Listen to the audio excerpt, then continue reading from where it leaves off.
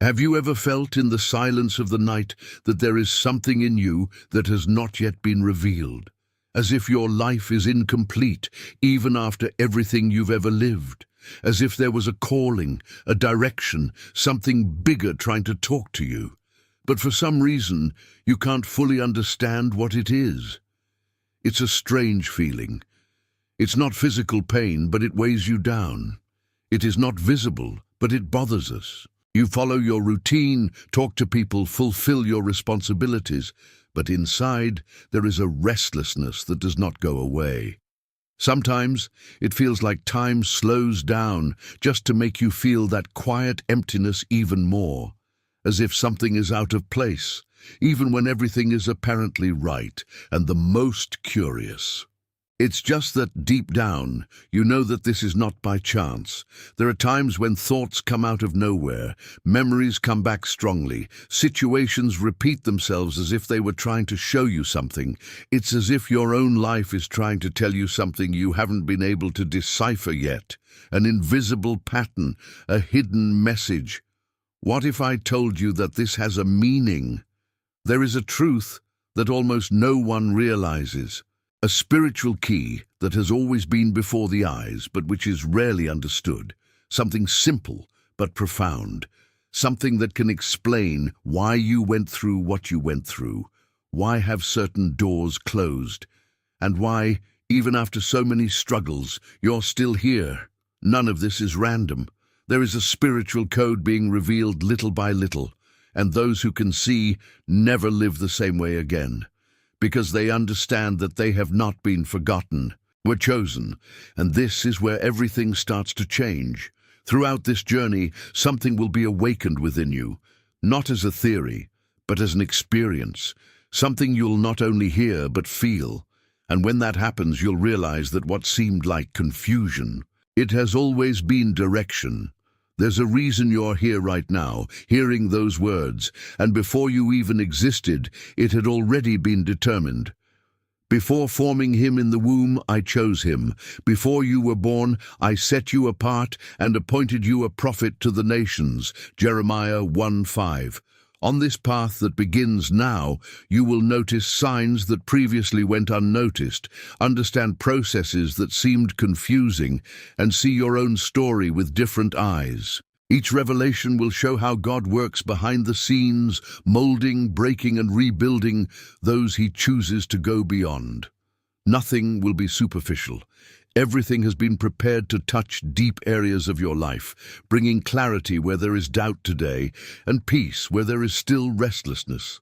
As we move forward, you'll feel as if every word is speaking directly to you, as if ancient answers finally begin to make sense within your heart.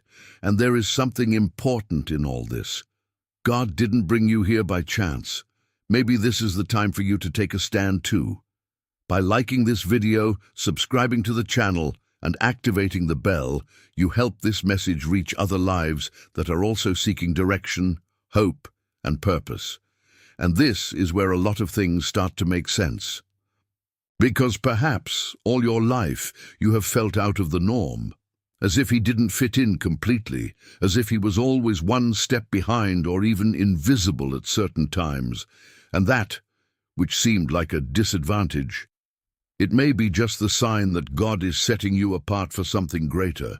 David's story reveals this in an almost disconcerting way. When the prophet Samuel was sent to choose the next king of Israel, everyone expected someone strong, imposing, someone with the appearance of a leader.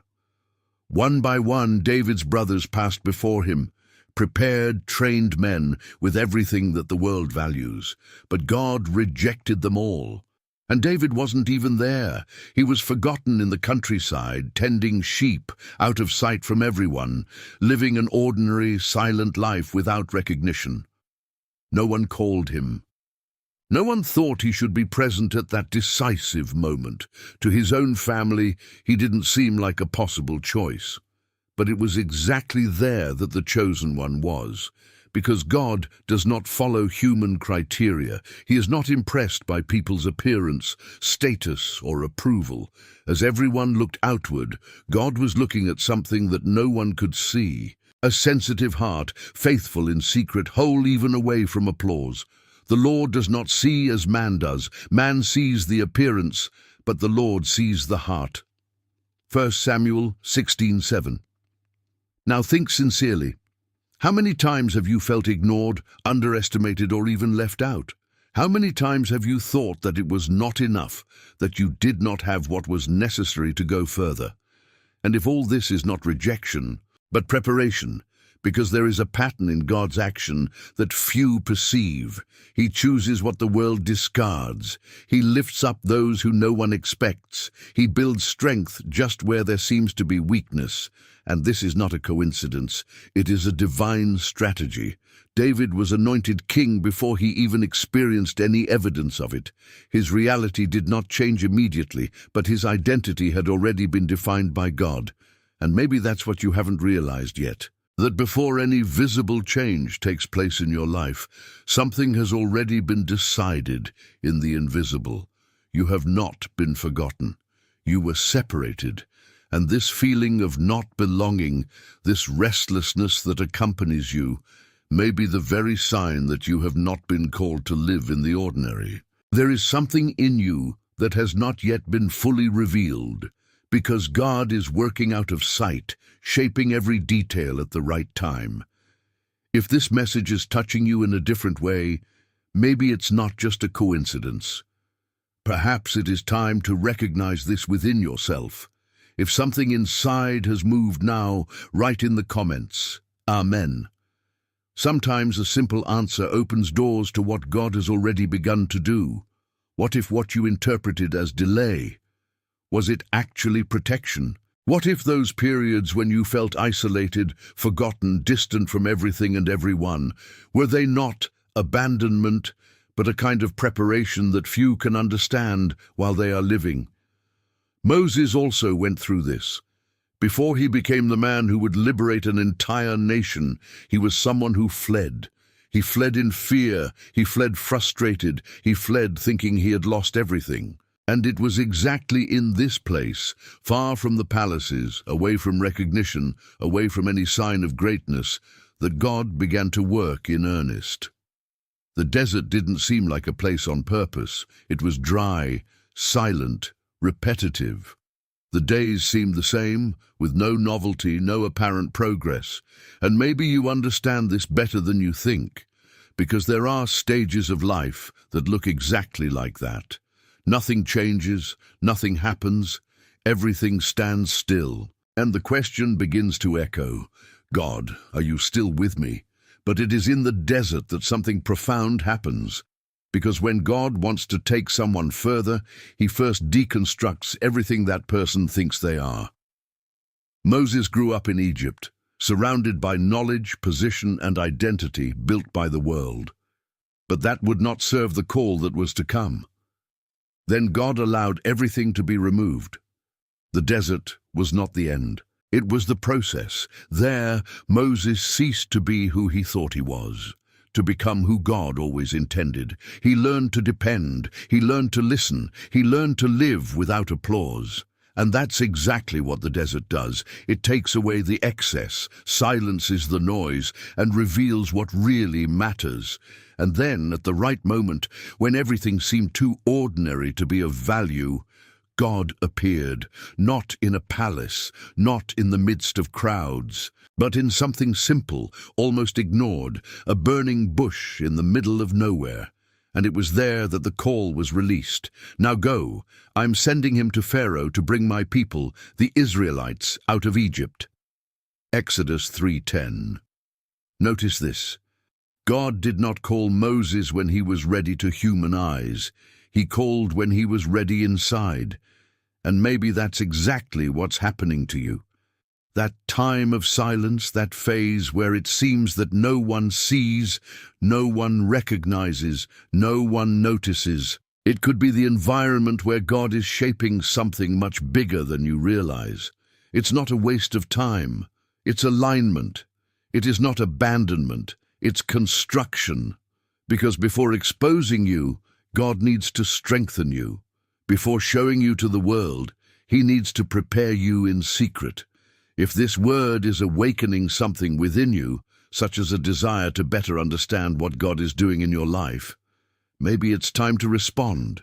Comment now, "Speak, Lord, thy servant heareth." Write it as a sincere prayer and leave your like on this video, because that can make this message reach someone who is also crossing their own desert without understanding why. And there is a detail that almost no one notices when they are crossing the desert. It is not only the silence around that bothers us, it is the silence of God. Because there comes a time when you pray, you search, you try to listen, and it seems that there is no answer, no clear signs, no evident directions, and this can generate a deep doubt. Is God still speaking to me? Elijah also came to this point. After experiencing one of the greatest miracles on record, facing prophets, watching fire descend from heaven, he found himself alone, tired, afraid, and emotionally drained. He who had already experienced the supernatural intensely was now hiding in a cave, waiting for only one thing: to hear God again. And then something impressive happens. God decides to reveal himself, but not in the way Elijah expected. First came a strong wind, so powerful that it broke the rocks, then an earthquake, then a fire. All of that seemed grandiose, impactful, worthy of a powerful God. But surprisingly, God was not in any of these signs. And then, after all that, a whisper came. After the earthquake there came a fire, but the Lord was not in it, and after the fire came a soft whisper. 1 Kings 19:12. This is where one of the most profound revelations of this journey lies. Because many expect God to speak only in extraordinary moments, in great changes, in evident signs, but most of the time it is in silence that he reveals himself most intimately, not to impress, but to connect. And maybe the reason you still don't understand what God is doing, it is not because he is not speaking, but because his voice is not as loud as you imagined. The whisper requires closeness. You can't hear it from afar. You can't perceive it in a hurry. You can't understand it with an agitated mind. It is necessary to slow down inside.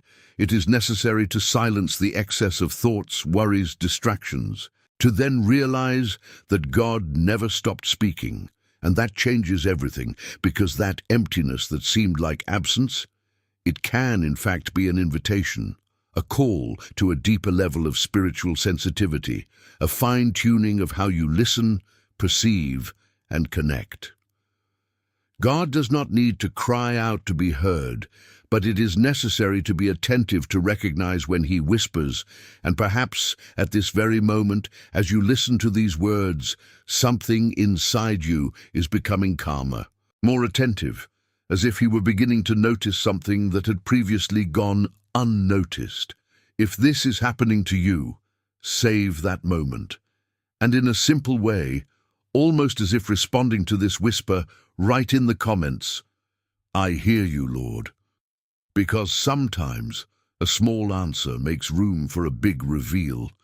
But there is a moment in the spiritual journey that cannot be avoided, the moment of confrontation. Because so far you have begun to perceive signs, understood processes, felt God approaching in silence. But there comes a time when you can no longer continue to be the same person, and that's exactly where many retreat. Jacob carried a history marked by mistakes, attempts at control, and decisions made in his own strength. On the outside, he was advancing. He conquered, built, moved on. But inside, there was still something misaligned, something that needed to be addressed before the purpose could be fully fulfilled. And then, on an ordinary night, when everything seemed like just another stage of his journey, God finds him. Not with soft words, not with easy explanations, but with a direct confrontation. Jacob fights, and this fight was not just physical, it was internal, it was emotional, it was spiritual. It was the moment when everything he had been until then began to be confronted by the truth of who he needed to become. And that's one of the hardest parts of the process, because growing in God requires letting go of old versions of yourself. And that hurts. It hurts to recognize mistakes. It hurts to face limitations. It hurts to lose control. But it is in this place of pain that something powerful happens, because God does not break to destroy. It breaks to rebuild correctly. Jacob could have given up. I could have let go. He could have run away as he did other times. But this time, it was different. He remained, even wounded, even without fully understanding it, even feeling the weight of that meeting. And then he declares something that changes everything. He decides not to let go until he is blessed. This is the turning point, because those who have been chosen to go beyond do not run away from the process. They remain until something within them is transformed. And when that happens, God doesn't just change circumstances. He changes identity. Your name will no longer be Jacob, but Israel, because you have fought with God and with men and have conquered. Genesis 32:28. The name changes because the interior has changed. And maybe that's what you're living now. A phase in which everything seems more intense, more challenging, more profound. It is not a setback. It is transformation. It's not the end of who you are. It is the birth of who you are becoming, because God does not take someone beyond without first transforming inside. And this mark that remains, that experience you never forget, it is not weakness. It's proof that you've had a real date. If you are here so far, it is because something within you recognizes this truth. And it is not by chance. God is leading you step by step, revealing things you may never have noticed before. And there's something even deeper in store for you. At the end of this path, let's pray together, and it will be a strong, true moment, capable of aligning your heart and renewing your strength. So stay till the end, because what is being built within you now, it will make sense in a way you never imagined. And maybe now you'll start to notice an even deeper pattern, not only in his life, but in the way Jesus acted. Because when he came into the world, he did not seek out the most prepared, the most influential, or the most respected to fulfill his mission. He did just the opposite. Jesus chose ordinary people, simple men with imperfect histories, full of visible limitations. Fishermen who had never left the routine of the sea, tax collectors rejected by society, people who had no prominence, no position, no recognition.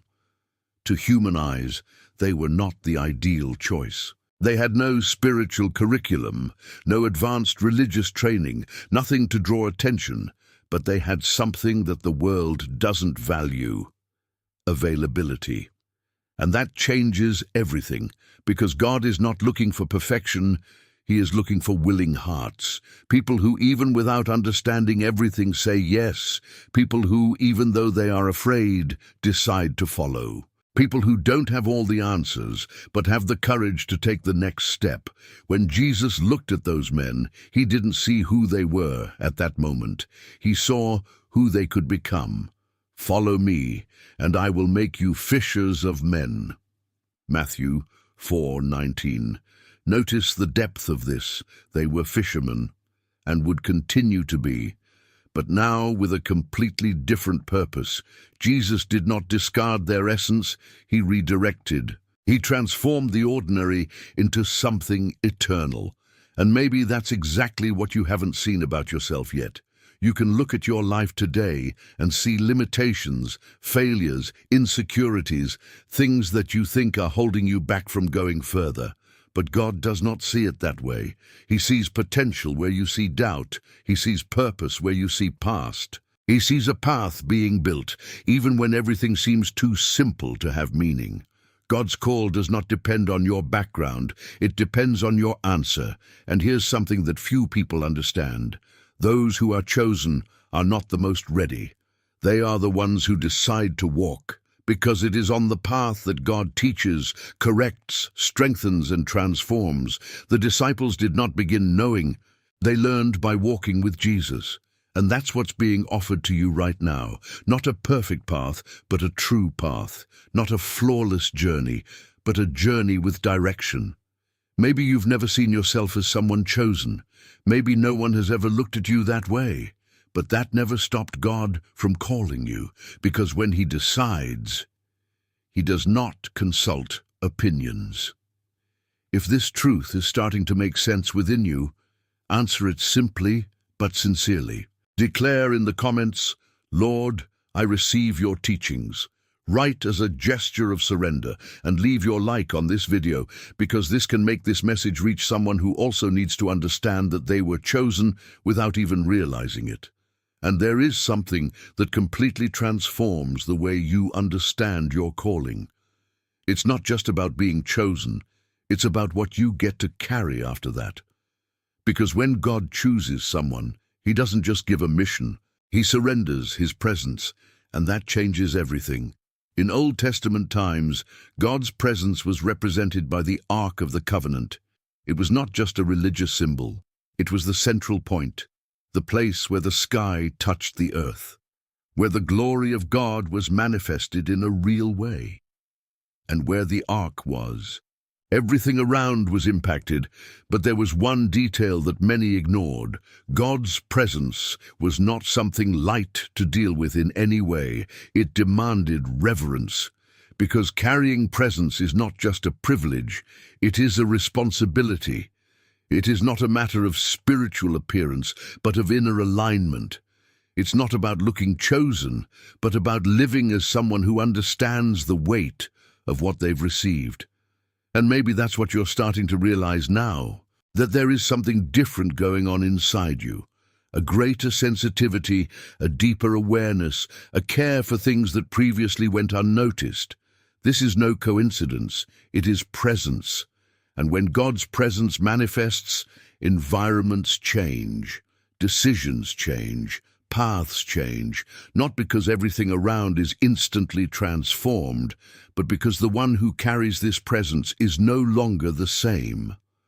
Moses understood this clearly. At a decisive moment, he did not ask for strategies, he did not ask for resources, he did not ask for facilities. He made a request that reveals spiritual maturity. He asked for his presence because he knew that without it, nothing would make sense. My presence will go with you, and I will give you rest. Exodus 33:14. Realize the depth of this promise. It's not just about getting somewhere. It's about how you get there. It's about not carrying the weight alone. It's about knowing that even in the most difficult moments, there's something bigger sustaining every step. And here's a point that many don't understand. Being chosen by God doesn't mean living an easier life. It means living a deeper life, where every attitude matters, where every decision carries purpose, where every detail can reflect something eternal. God's presence does not expose you. It transforms you first. And this requires care. It demands attention. It requires a heart willing to live differently, even when no one is watching, because the true call does not happen in front of people. It happens in the way you live in secret. And the more you become aware of that presence, the more you understand that you can no longer live anyway. If this message is making sense within you, and you feel that something different is being awakened, perhaps it is time to take a simple step. When you like this video, subscribe to the channel and activate the bell. This word reaches other people who also need to feel this presence. And so, together, that message keeps getting to where it needs to go. And there is a delicate point in the walk with God that can confuse even those who have been chosen, when the signs start to appear, but the doubt still remains. Because what God says does not always immediately eliminate fear. Sometimes He confirms, while you are still insecure. Gideon was just like that. When God found him, he was not in a position of strength, but of fear. He was in hiding, trying to survive in the midst of oppression, doing his best not to be seen. And it is in this scenario that something unexpected happens. God calls him, but he doesn't call him according to what he was experiencing, calls according to what he carried inside. The Lord is with you, mighty warrior. Judges 6:12. Now think about it calmly. Gideon did not see himself like that. Nothing in his reality pointed to that. He had no races, no achievements, no history of victories. Still, God called him powerful. And this reveals something profound, because God is not based on what you have already done. It builds on what he has decided to do through you. Still, Gideon hesitated. He needed signs. It needed confirmations. I needed to make sure I wasn't hearing something wrong. And with patience, God answered. He once confirmed, then confirmed again, and yet he challenged Gideon to go beyond what the signs could prove, because there comes a time when the signal points the way. But it is faith that makes you walk. And maybe you're right in that place right now. You've noticed things happening. Have you seen situations lining up in strange ways, doors opening or closing without clear explanation? Moments when something inside you said, "This is it." But soon after came the doubt. Is it really God? And this question is more common than it seems. But there is something you need to understand. God confirms. But he does not depend on constant evidence to act. The signs are like lights on the way. They are not the final destination. They point to but do not replace the decision to trust. And when you start looking at your own life more closely, you realize that certain patterns are no coincidence. There are encounters, delays, deliverances, opportunities, and even losses that carry a silent message. God speaks in ways that are not always obvious, but they are always accurate. And the closer you get, the more you learn to discern. Not with the eyes, but with the heart. If this word reminded you of someone who is also in need of direction, maybe it's no accident. Write that person's name in the comments. It could be someone close to you, or even someone who has just come to your mind. This simple gesture can become a point of intercession, where faith and purpose meet, and where God begins to act in ways you can't even imagine. And after noticing signs, understanding processes, and beginning to discern the voice of God, there is an even deeper level that separates those who only listen from those who truly live the call. The faith that breaks boundaries. Because there comes a time when there are no more guarantees, there are no more visible confirmations, there is no more time to wait for everything to make sense. It is the point where faith ceases to be comfortable, and it becomes a bold decision. The woman of the blood issue lived exactly that. For 12 years, she carried constant pain. It wasn't just physical. It was emotional, social, spiritual. She was isolated, rejected, discredited. He spent everything he had trying to find a solution, but nothing worked. And as time went by, in addition to the pain, something even heavier came. The loss of hope. Maybe you understand this kind of tiredness, when you've tried everything. When you have prayed, you have hoped, you have already believed. But it seems that nothing changes. And yet deep down, there is still a small flame that refuses to go out. It was this flame that moved that woman. She heard about Jesus. He did not see miracles personally. He had no guarantees. He did not receive direct promises. But something inside her said, "If I just touch, everything can change." And that was not logical. It was faith. Even weak, even tired, even surrounded by limitations, she decided to act. She faced the crowd, she faced the rules, she faced her own weakened body. Every step was an effort, every move was a choice. No one made way for her. Nobody made it easy. But she continued, until, in the middle of that crowd, she played. And in that instant, everything changed. There was no show, there was no announcement. But there was power. A simple, silent touch, almost invisible to the eyes of others, but enough to release what she carried inside her. Jesus stopped. In the midst of so many people, he noticed that particular touch, because it wasn't an ordinary touch, it was a touch of faith. "Daughter, your faith has healed you. Go in peace and be free from your suffering." Mark 5:34. Notice this. It was not only the miracle that transformed that woman, it was the attitude of breaking limits. It was the decision not to accept that this situation was the end of his story. And maybe that's exactly what God is expecting of you right now. Not perfection, not full force, but a step of faith. Even if it seems small, even if no one sees it, even if everything around says it's not worth it. Because those who have been chosen to go further, they are not the ones who have never faced limits. They are the ones who decided not to stop because of them, and there is something that will still be revealed in this journey. Something that can change the way you see everything you are experiencing now. Nothing happens by chance. If you've made it this far, there's a bigger reason behind it. Stay until the end, because there is something prepared that can deeply touch your heart and lead you to a new level of understanding and faith. And after all this, a question arises that few have the courage to face head-on. Would you trust God, even if you didn't understand where He is taking you? Because this is exactly where many stop. As long as there are signs, as long as there are confirmations, as long as there is some clarity, it's easier to follow. But when God begins to ask for steps without explaining the destination, something inside us hangs. The mind wants assurances, the heart wants assurance, but the call demands something different. Abraham lived that moment.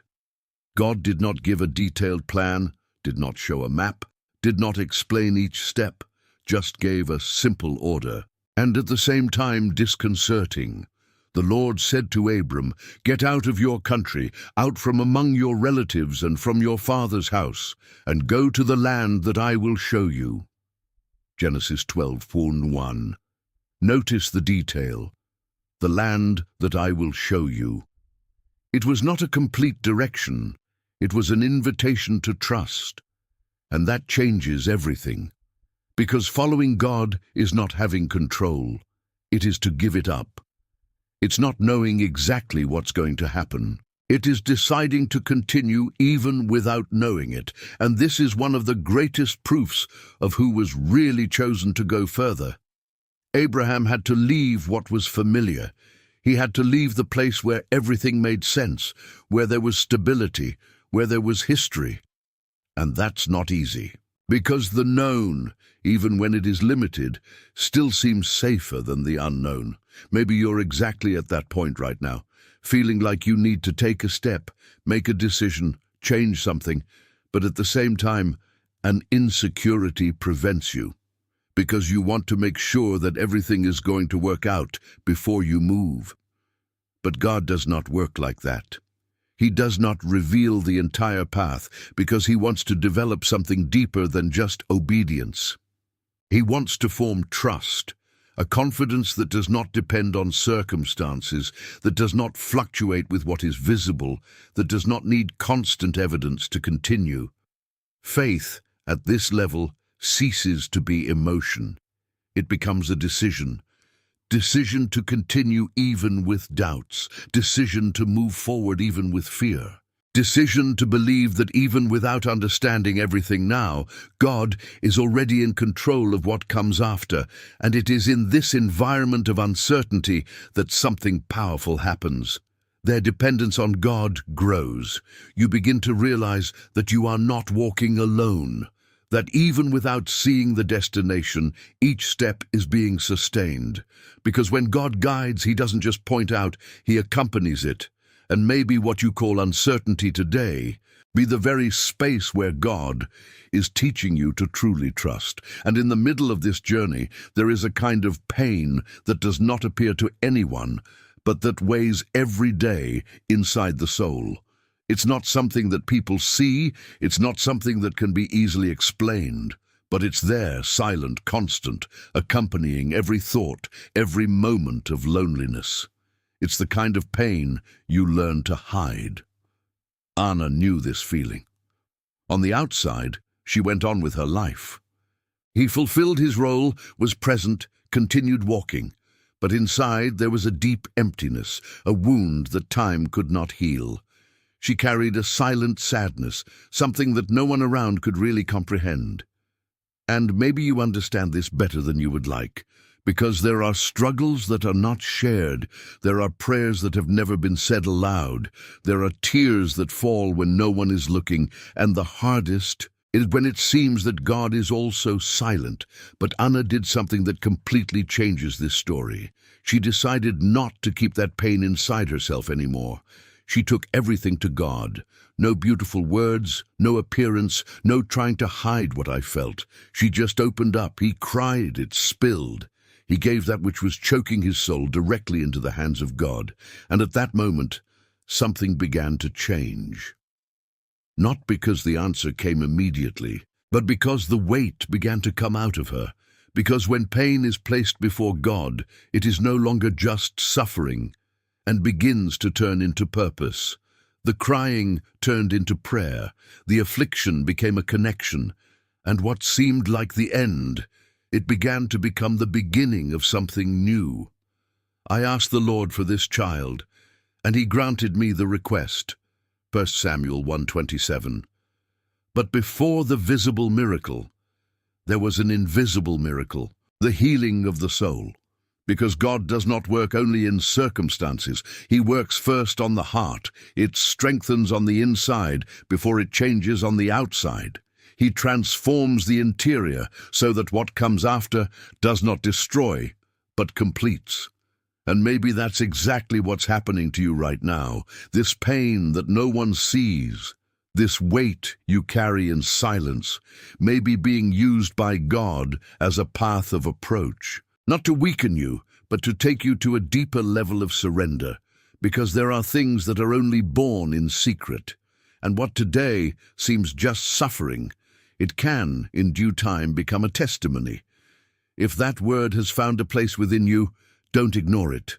Sometimes a simple gesture can mark the beginning of something new. If you really felt it, write in the comments, I trust in God.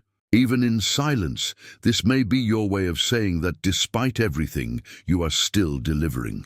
And there is something that many people carry in silence. It's not just pain, it's not just doubt, it's guilt.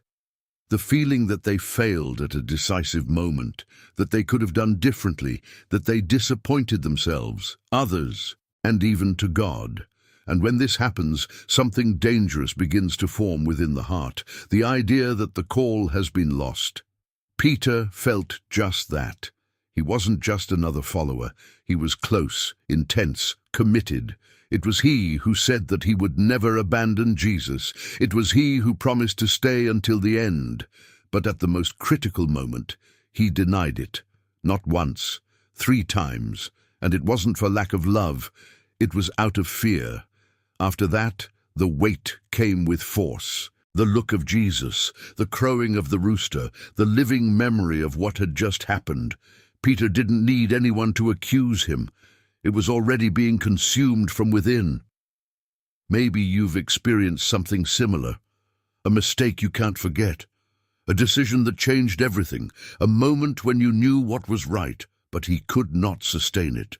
And since then, something inside you has begun to believe that you are no longer worthy, that you have missed your chance, that God may have moved on without you. But the story does not end in the fall. After the resurrection, Jesus does something that reveals God's heart in a profound way. He goes to Peter, not to condemn, not to expose, but to restore. And the most impressive, he does not ignore the error. He treats the heart. 3 times Jesus asks, "Do you love me?" And every answer of Peter is not just a word. It is a reconstruction. It is as if, with each answer, something is being restored within him. Not by strength, not by perfection, but for sincerity. And then Jesus declares, "Take care of my sheep." John 21:17. Notice this. The call was not withdrawn. Even after failure, even after error, even after denial, the purpose still stands. Because God does not base the call on man's perfection, but on his grace. The fall did not cancel Pedro, repositioned. And maybe that's what you need to understand today. What you have experienced, what you have done, what has gone wrong. He has no power to erase what God has already decided about his life. It may have hurt you, it may have marked you, it may even have made you retreat for a while. But it has not changed what God sees in you. The reunion with God does not begin with performance. It starts with return. And when this return really happens, something new is born. No longer based on impulsiveness or emotion, but on maturity, on awareness, on a heart that has learned through its own fall. If you're still here, listening to this, there's a reason. God has not finished what he has started in you. And perhaps what comes now will be even deeper, more aligned and stronger than before. Don't get out of this way now. Stick around until the end, because there is something being prepared that can restore areas of your life that you thought would never be the same. There is a moment in the spiritual journey when everything changes pace. As if what was slow, silent, and almost imperceptible suddenly began to accelerate. And at that moment, you can no longer postpone decisions. You can no longer ignore signs. You can no longer live as before. It is when God activates something urgently. John the Baptist was born with this kind of calling. He did not come to adapt to the system, nor to live an ordinary life. He came with a clear mission to prepare the way. And that required positioning, clarity, and above all, courage. He didn't say what people wanted to hear. He said what needed to be said. In the midst of a people accustomed to religious routine, John appears as a voice that breaks the silence, that awakens consciences, that confronts sleeping hearts. There was no time for distraction. There was no room for superficiality. The message was straightforward. Line up, get ready, something bigger is coming. The voice of one crying in the wilderness, prepare the way for the Lord, make straight paths for him. Matthew 3:3. And here's something that many don't realize. Before great moves of God, there is always an inner preparation, an adjustment in the heart, a cleaning on the way, a decision to get out of the automatic and live with purpose. Because God does not arrive in misaligned environments. He prepares first. And maybe that's what you're feeling right now, a different restlessness, an urgency that didn't exist before, a feeling that you can no longer keep postponing certain changes, as if something inside you is being pressured to awaken. This is not anxiety, it's direction. It is God accelerating processes that were previously being built in silence. It is the moment when that which has been prepared in the secret begins to demand action in the visible. And at that point, it's up to you. Continue as you are, or respond to what God is activating within you, because the call has time. And when that time comes, ignoring it is costly. Not because God punishes, but because opportunities pass, moments are lost, cycles end. And those who have been chosen to go above and beyond need to learn to recognize when it's time to move. Joan did not expect applause, did not seek approval, did not try to please. He understood the spiritual time he was living and took a stand. And that is what is being awakened now, a call to align, adjust, prepare, an invitation to come out of passivity and assume a place of spiritual awareness, because what is to come requires a ready heart. If you feel that God has been good, even in the midst of everything you've ever experienced, maybe this is the time to recognize it simply. Write in the comments, Amen. Sometimes a sincere word is the first step in aligning with what God is beginning to do, and there is something powerful that happens when God transforms a life. This transformation is not hidden. It becomes visible, perceptible, impossible to ignore, Because when someone who was imprisoned becomes free, when someone who was lost finds direction, when someone who lived in chaos finds peace, this speaks louder than any speech. And that's exactly what happened to that man. He wasn't just someone with problems. He was completely dominated. His life had gotten out of hand a long time ago. He lived isolated, away from everyone, trapped in a reality that no one could change. Neither chains, nor human strength, nor external attempts were sufficient to free him. It was a situation with no solution in the eyes of the people. But Jesus has arrived, and in a single meeting, everything changed. What seemed permanent was broken. What seemed impossible was restored. The mind was aligned, the heart was calmed, the identity was returned. He is no longer known for his condition, and he began to be recognized for his transformation. And then something happens that reveals a deep principle. After being delivered, that man wanted to follow Jesus. He wanted to stay close. He wanted to continue in that miracle environment. But Jesus gives a different direction. Go home to your family and tell them how much the Lord has done for you and how he has had mercy on you. Mark 5:19. Notice this. Jesus transforms and then sends, because those who have been truly touched cannot remain silent. Personal transformation becomes a living message. It's no longer about theory. It's no longer about hearsay. It's about living something that no one can deny. And maybe you haven't realized this about your own life yet. Everything you've been through, all the struggles, all the difficult moments, everything that seemed just pain, may be becoming the very testimony God wants to use. Because people can even doubt words, but they cannot ignore a transformed life. And that's what carries authority. It's not perfection. It's real change. Because when God enters into someone's story, he doesn't adjust details. It changes directions. He takes what was destroyed and rebuilds it from the inside out. And this change, when it is true, becomes light for others who are still in the dark. Maybe someone is watching you in silence. Someone who saw who you were before, and now he begins to perceive something different. And even if you don't say anything, your life is already talking. Because the strongest testimony is not what is told. That's what we live. And if God has done something in you, no matter how small it may seem in your eyes, it already carries a greater purpose than you imagine. This word is not for everyone. If you have come this far, it is because there is something being awakened within you. And what still lies ahead can show you even more clearly why God chose just you. Stay until the end, because this journey will still reveal something that can completely transform the way you see your own story.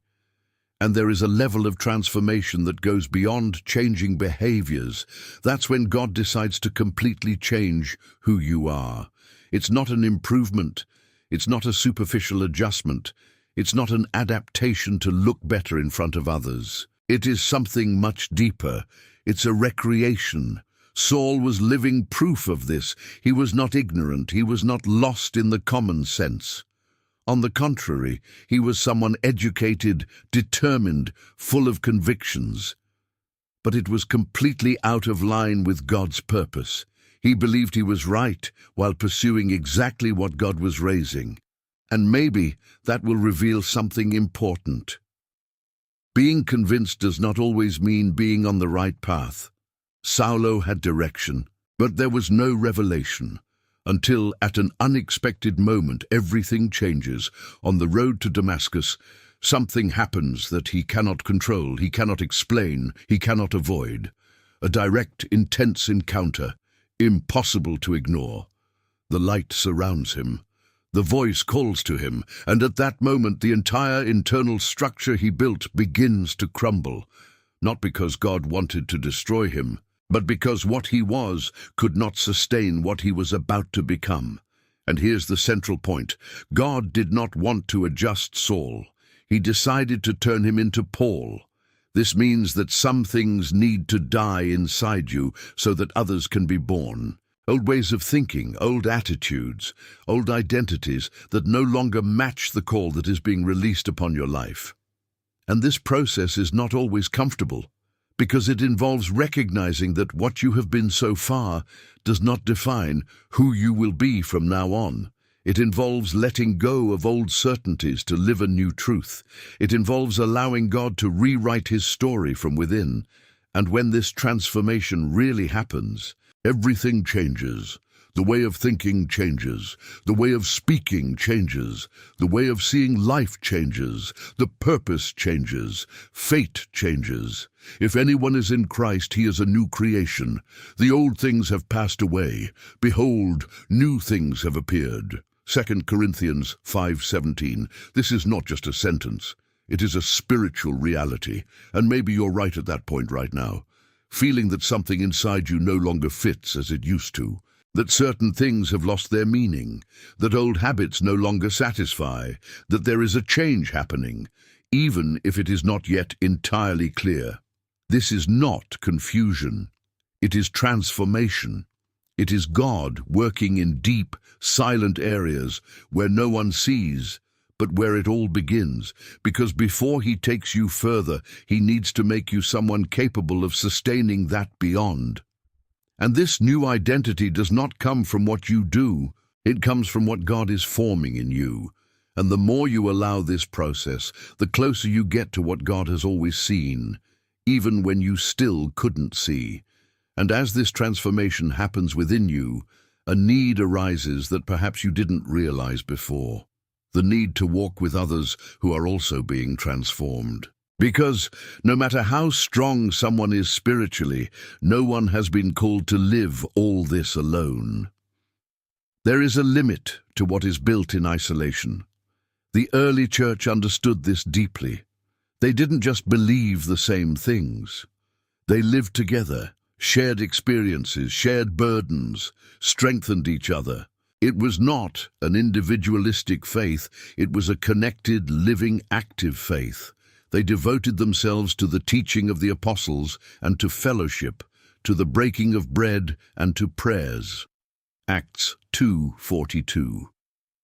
Notice the balance: teaching, fellowship, practice, and prayer. It wasn't just listening, it was to live. It wasn't just looking for it alone. It was growing together. Because there are things that God only reveals when there is true connection between people who are walking in the same direction. And maybe it touches something important within you right now. How many times have you tried to handle everything on your own? How many times have you kept your struggles, your doubts, your internal battles without sharing them with anyone? And over time, this weighs down. It gets tired. It isolates even more. But that was never God's plan, because when you connect with the right people, something changes.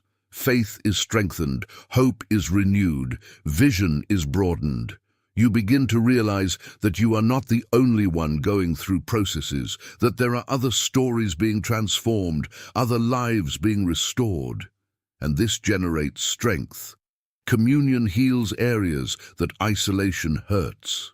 It doesn't mean that everyone around you will understand, but it means that God always puts strategic people in the path of those who decide to move forward, people who are not perfect, but who carry the same pursuit, the same desire to grow, the same spiritual hunger.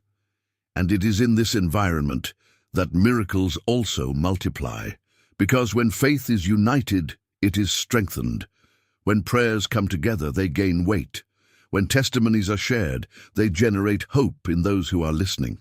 And little by little, you realize that you are not just experiencing a personal transformation, it is part of something bigger, something collective, something spiritual, something that goes beyond you. And maybe that's a step you need to take now, to get out of internal isolation and start opening up to connections that edify, that strengthen, that bring you even closer to God, because no one goes further alone. And just as this message has reached you, there are other people who also need to be reached. By liking this video, subscribing to the channel and activating the bell, you help this word reach those who are in need of direction, consolation, and hope. And in a simple way, you become part of something bigger, bringing light to those who are still trying to find their way. And in the midst of all this, there is a level of calling that few realize. Because it is not visible, it does not receive applause, and often happens in silence. It is the call to intercession, a place where you don't just fight for yourself, but it rises for others. Esther got to exactly that point. She didn't start out as a queen. Her story began in a simple, improbable way, marked by losses and changes that she did not choose.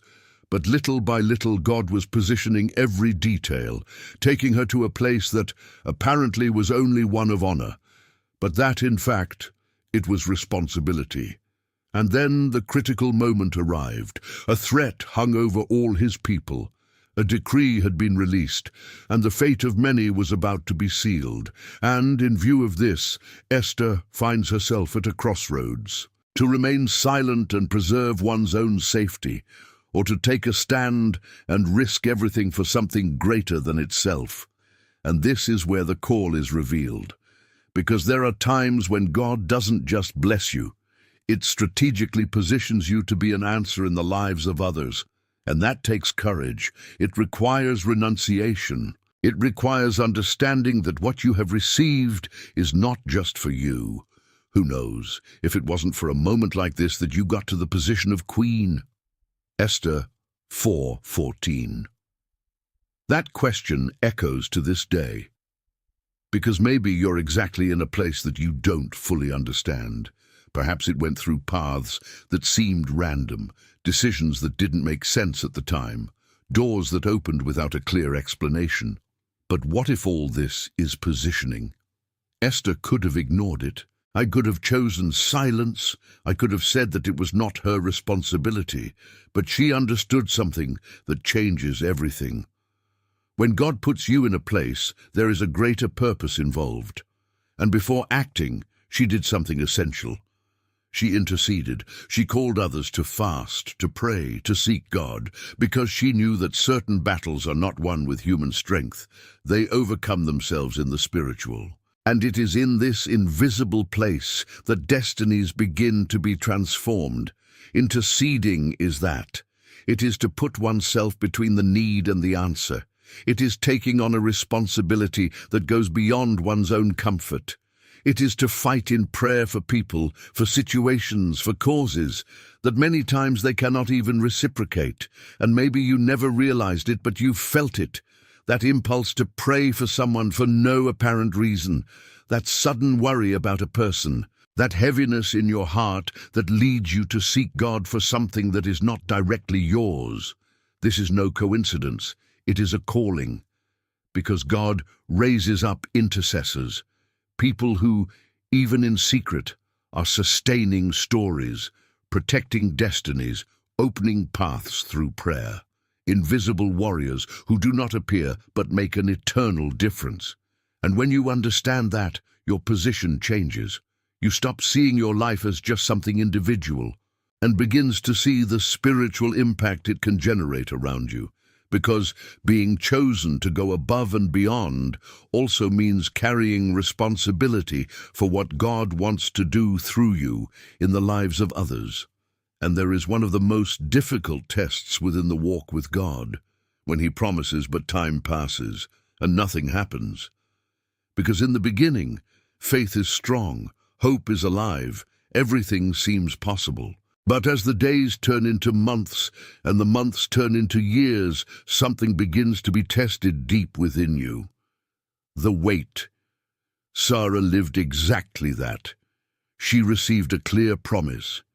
God said she would be a mother. It wasn't an idea, it wasn't a human desire. It was a word released by God Himself. But there was one detail that made it all the more challenging.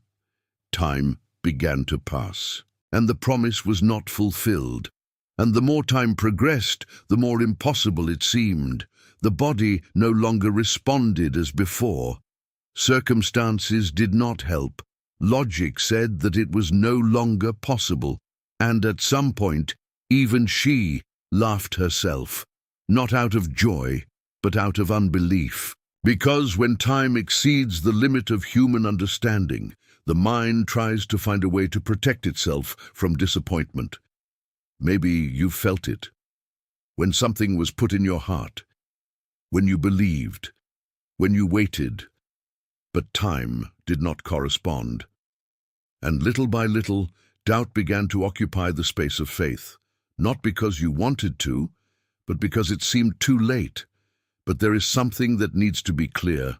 God's timing does not work like ours. He is not late. He does not forget. He doesn't lose control. There is an exact, determined moment aligned with a greater purpose that you often cannot yet see. And when that moment comes, everything happens. Sarah became pregnant and bore Abraham a son in his old age, at the time fixed by God in his promise, Genesis 21:2. Notice this expression, at the time fixed by God.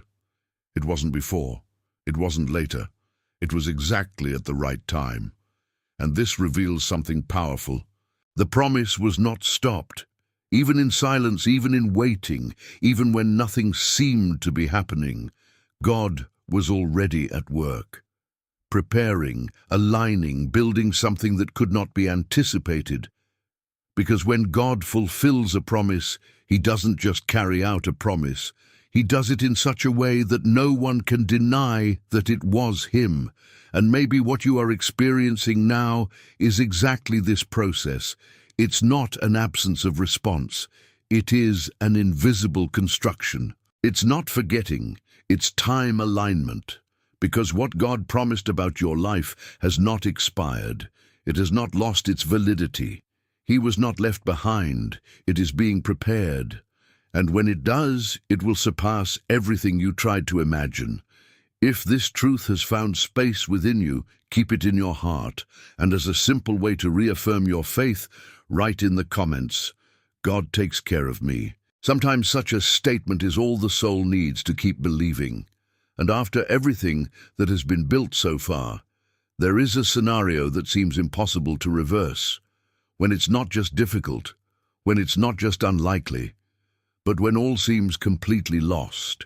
It is in this place that many stop believing, when they look at their own lives and see dry areas, dreams that have died, strength that has run out, situations that no longer have movement. It's no longer about waiting. It's about dealing with what seems to have no solution. And it was exactly this scenario that God showed Ezekiel. A voucher, full of dry bones. No life, no hope, no sign of restoration. It wasn't a recovery environment. It was a portrait of the end. And God takes the prophet there and asks a question that at first glance seems impossible to answer. Son of man, can these bones come back to life? This question isn't just about bones. It's about what you look at today and think, there's no other way. Ezekiel does not answer logically. He doesn't say yes, nor does he say no. He understands that at that level, the answer is not in what he sees, but in who God is. And then something starts to happen. God commands prophesying, talk about what is dead, to declare life where there is no movement, and little by little, something begins to move. The bones come together, take shape, receive structure. But something is still missing. There is still no life, because structure without presence remains empty. And then comes the deepest point, the breath. This is what the sovereign Lord says to these bones. I will bring a spirit into you, and you will have life. Ezekiel 37:5. And when the breath comes, everything changes. That which was completely dead rises. What seemed closed gains new life. That which no longer had the possibility becomes a testimony. And that reveals something that you might need to understand right now. God doesn't just work with what still has a chance. It restores what was once considered lost. What you think is over may just be waiting for the right breath. And maybe there are areas within you that are like that, stopped, silent, without expectation. Things that you have already put aside, that you no longer pray, that you no longer believe as before. But God still sees life where you only see end. And when He decides to act, it doesn't matter the state, it doesn't matter the weather, it doesn't matter the scenario. His breath is enough to start all over again. And the strongest of it all is that He doesn't just restore. He gets up. He transforms what was a valley into an army. It transforms what was an end into a beginning. He transforms what seemed lost into living proof of His power. And maybe what you'll understand from here, be exactly what was missing to see your own story in a completely different way. What you will hear now may be the exact answer God wants to give you. But few notice this type of sign while there is still time. Stick around until the end, because something even deeper is about to be revealed to your heart. And there is an even deeper level to this journey, because it is not enough just to have faith.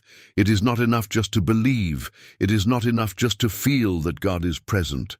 There comes a time when you need to see beyond the obvious, because not everything that seems right, it comes from God, and not everything that seems wrong, it is out of His plan. This is where spiritual discernment comes in. Solomon understood this right at the beginning of his walk. Faced with the opportunity to ask for anything, he didn't ask for wealth. He didn't ask for power. He didn't ask for recognition. He asked for something that few value, but that changes everything. Give therefore to your servant a heart full of discernment to govern your people, and able to distinguish between good and evil. 1 Kings 3:9. Notice this. He did not ask only for wisdom in the ordinary sense. He asked for the ability to discern, to see what is hidden, to understand what is not visible to the majority. And this is essential in the time that you are living in now, because there are many voices, many opinions, many directions, many influences, and not all of them come from the right source. Sometimes something looks good, it feels right, it feels aligned, but deep down it does not carry the truth of God. Other times something seems uncomfortable, challenging, even difficult, but it is exactly the path God is using to take you further. Without discernment, it is easy to get lost. It's easy to confuse emotion with direction. It's easy to follow what pleases rather than what transforms. And that is why those who have been chosen need to develop spiritual sensitivity. It's not just listening, it is to perceive. It's not just seeing, it is to understand. It's not just feeling, it is to correctly interpret what is being revealed. Solomon demonstrated this in a remarkable situation when two women were fighting for the same child. To natural eyes, it seemed impossible to know the truth. But through discernment, he saw beyond words. He got to the heart of the situation, and that's exactly what God wants to develop in you. An ability to perceive what is behind situations, to understand what is not being said, to recognize when something comes from Him and when it doesn't, because the further you go, the more subtle the difference between right and almost right becomes. And it is in this detail that many deviate. But when discernment is activated, you don't rely solely on external signals. There is an inner clarity, a firm direction, a peace that confirms, even when everything around seems uncertain. And that protects you. It positions you. It drives you safely. Because those who go beyond, they do not live only by what they see. They live by what they can discern. And there is a pain that goes beyond loss. That's when everything around you falls apart, and you find yourself without answers, without direction, and often without the strength to even understand what's going on. It's not just about losing something. It's about feeling that parts of you have also been taken along. Job knew this place. He didn't just lose possessions or position. He lost everything that, in human eyes, gave meaning to his life: family, health, stability, respect. In a short time, what he had built over the years was torn out unexpectedly, without clear explanation, without warning. And the hardest, God seemed silent. Perhaps this is one of the most profound experiences anyone can live, when the pain is real, when the loss is concrete, and even then, there are no immediate answers. Questions remain in the air, thoughts are confused, and the heart tries to find some meaning in the midst of chaos. Job didn't pretend that everything was fine. He felt it. He questioned it. He opened up. And this reveals something important. God doesn't expect you to hide the pain. It doesn't require you to feign strength when you're actually broken inside. Pain does not drive God away. It can, in fact, be the way to a deeper encounter with Him. Because that's exactly what happened. In the midst of loss, in the midst of confusion, in the midst of silence, something began to change within Job. Not in the external circumstances, but in the way he related to God. That which was once knowledge became experience. My ears had heard of you, but now my eyes have seen you. Job 42:5. This is the turning point, because there is a huge difference between hearing about God and really know Him.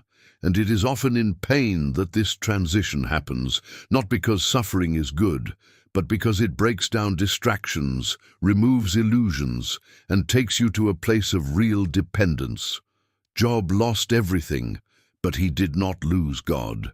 And in the end, that made all the difference. Because God's presence doesn't depend on what you have. It depends on who you choose to pursue, even when everything seems to fall apart. And when that connection remains, something begins to be restored from the inside out. Maybe you're going through such a moment right now. Something was lost, something has changed, something didn't go as you expected. And in the midst of it, you're still trying to understand, trying to keep up, trying not to give up. But God is still there, even in silence, even in pain, even when in doubt. And that can be the place where you're going to know Him in a way that you've never known before. If this touched your heart in any way, maybe it's time to not keep it to yourself. Write your prayer request in the comments. Put into words what you have been carrying in silence. It could be for you, for someone you love, or for a situation that needs intervention. Sometimes opening your heart is the first step in allowing God to begin to act. And there is a type of test that completely changes the way you see God. It's not when He delivers you before trouble happens, but when He lets you get into the middle of the situation, and yet something supernatural sustains you inside. Because for many, the idea of protection is not going through the difficulty. But for God, protection is often a presence in the midst of it. Shadrach, Meshach, and Abednego understood this in a way that few can. They were pressured to bow down to something they knew was not of God. It was a seemingly simple choice: to give in and preserve one's life, or to stand firm and face the consequences. And at that moment, there was no middle ground. Or they took a stand, or get lost. And even knowing the risk, they decided to stand up, not because they were sure they would be delivered, but because they were sure of who God was. And this difference is profound, because true faith is not based only on the result, is based on conviction. They said something that reveals this level of confidence, that God could deliver them, but even if He did not, they would still not bow down. This is mature faith. And then the sentence came. The furnace was heated to the extreme. The fire was more intense than ever. Everything indicated an immediate end. And, humanly speaking, there was no way out. They were released. And this is where something extraordinary happens, because instead of being consumed, they remain.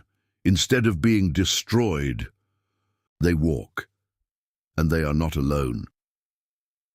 I see 4 men walking loose in the fire, uninjured, and the fourth looks like a son of the gods.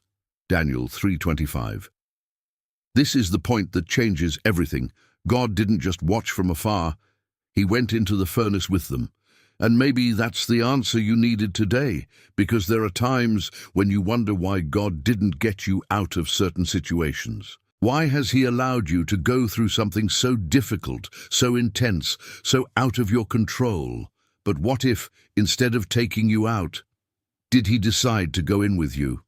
And if the test you faced was not a sign of abandonment, but from a deeper presence than you've ever experienced, because it is in the fire that many things are revealed. It is there that faith becomes real. It is there that dependence is strengthened.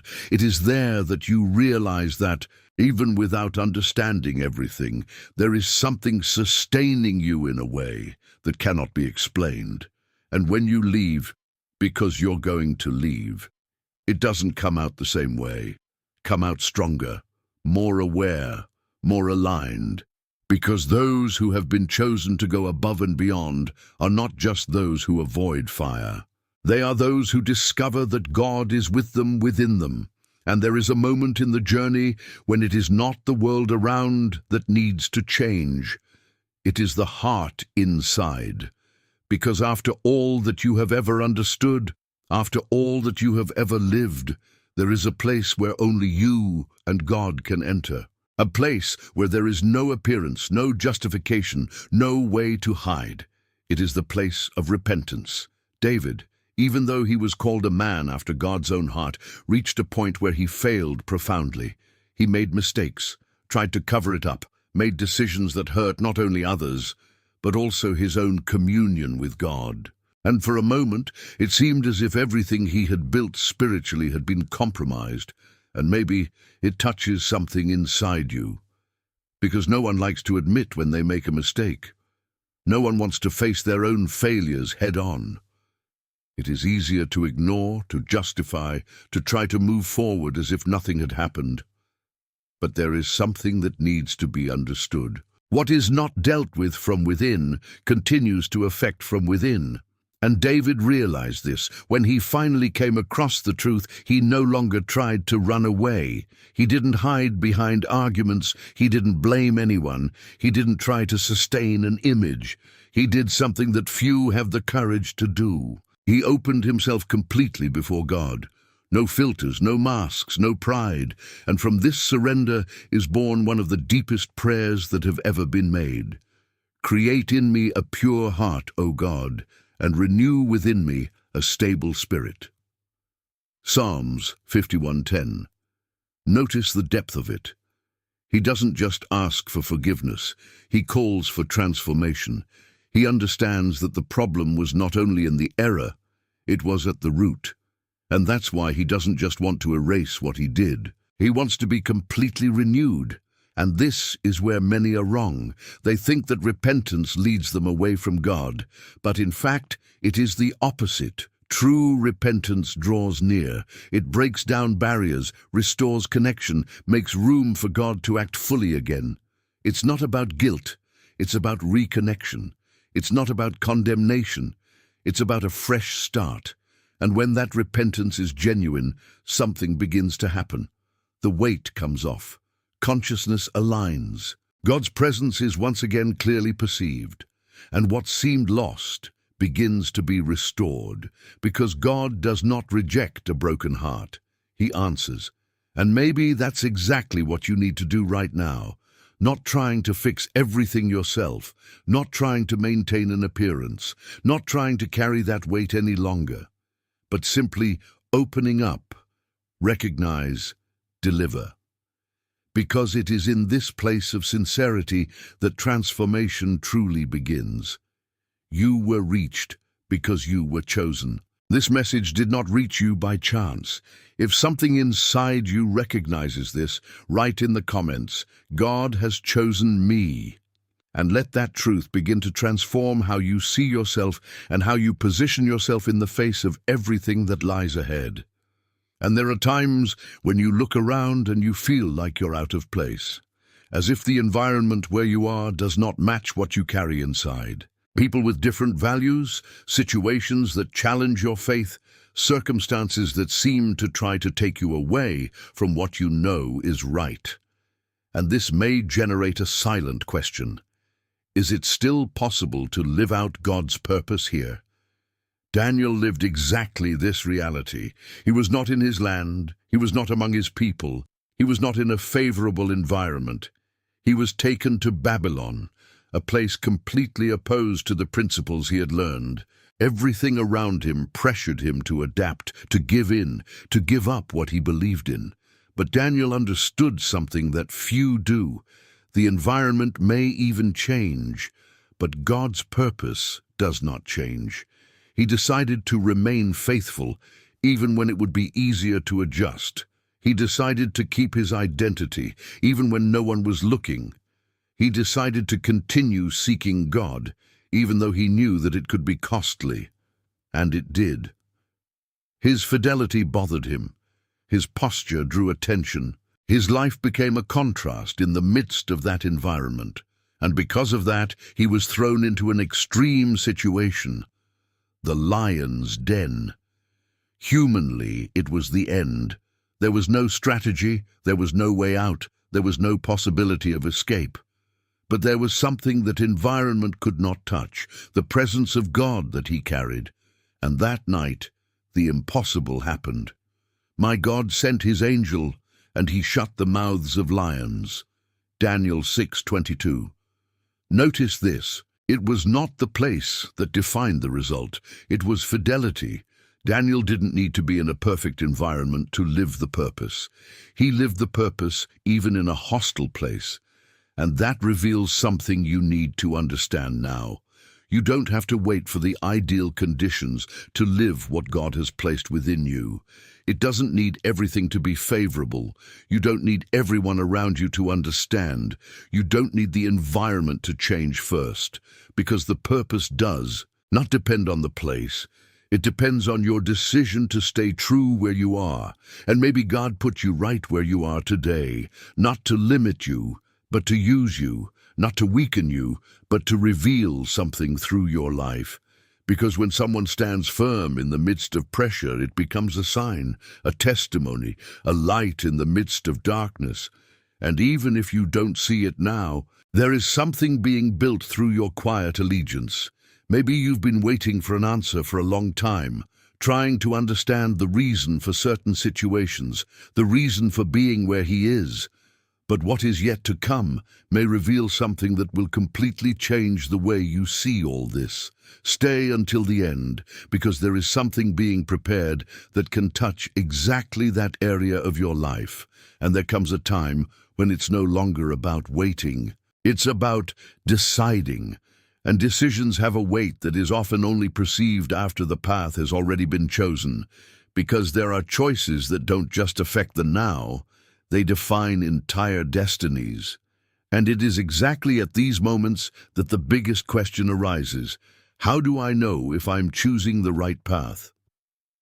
After Judas's departure, the disciples faced a delicate decision. It wasn't just replacing someone.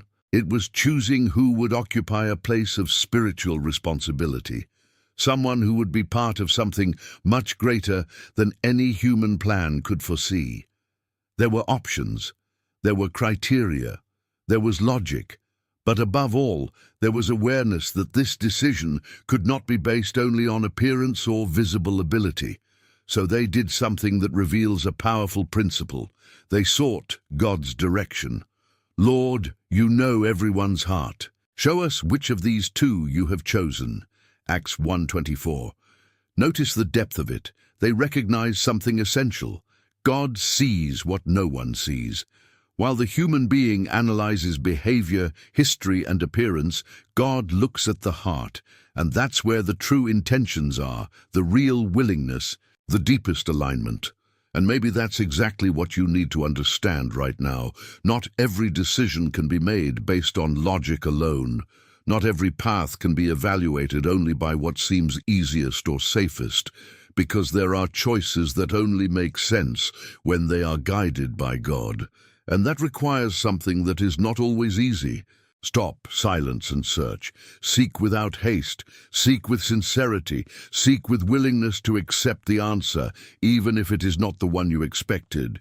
Because when you truly surrender a decision to God, you also need to be willing to go in the direction He indicates. And that involves trust.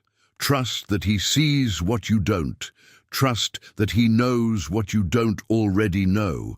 Confidence that even if the path seems uncertain at first, He already knows the end. And little by little, you begin to notice something different. A peace that does not depend on logic, a conviction that does not come from external evidence, a clarity that is born from within. This is direction. And when you learn to recognize this, your decisions stop being impulsive and start being aligned. You no longer choose only for what you want, but by that which discerneth that it is of God. And this completely changes the result of your walk, because those who have been chosen to go further do not live lost between options. They learn to be guided. And perhaps this message has come to you precisely at a moment of decision. Maybe there's something you need to choose, something that's demanding an answer, something that can change the course of your life. If this makes sense to you, don't ignore it. Search, pray, listen, and allow God to show you the way. And if that word spoke to you right now, maybe it's time to connect even more with what God is doing. Subscribe to the channel, turn on notifications, and keep following along, because this journey still has a lot to reveal to those who decide to hear the right direction. And there is a point in the walk with God where faith is no longer comfortable, and it goes on to completely confront human logic, because up to a certain level, you can understand, plan, organize. But when God decides to act differently, everything that seemed to make sense begins to be challenged. That is exactly what happened to Joshua before Jericho. The city was completely closed, protected, surrounded by high, strong walls, impossible to be torn down with common resources. Humanly, it was a losing battle before it even began. There was no military strategy that seemed sufficient, there was no evident path, there was no visible solution, and then God gives a direction. But it was not a common strategy. It did not involve weapons. It did not involve force. It did not involve logic. God tells the people to march around the city in silence for days. Now imagine that. Faced with a huge problem, God does not command us to attack, tell them to move. He doesn't tell you to fight.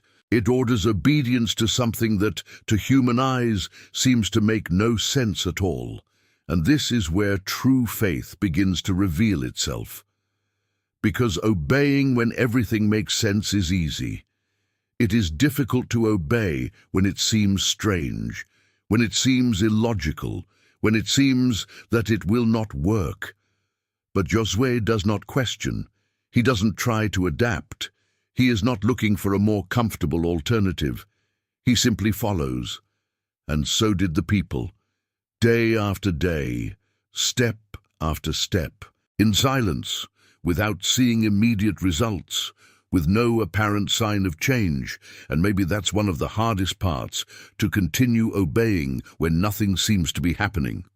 But faith is not supported by what is seen. It is based on what God has spoken. And then comes the final moment. On the seventh day, something changes. The silence is broken. The people scream. The trumpets sound. And at that moment, something impossible happens. When the people heard the sound of the trumpets, they shouted with all their might, and the wall fell. Joshua 6:20. The wall did not fall by human force. He did not fall by strategy. He fell out of obedience. It fell because someone decided to trust, even without fully understanding. And this reveals something that can change the way you are looking at your own situation right now. Perhaps there are walls before you, problems that seem too big, situations that have no apparent solution, challenges that exceed their capacity, and, in the midst of this, God may be asking you something simple. But that makes no sense in their eyes. And the question is, are you willing to obey anyway? Because it is in this kind of faith that the impossible begins to move. It's not about doing more. It's about trusting more. It's about continuing to move forward, even without seeing immediate results.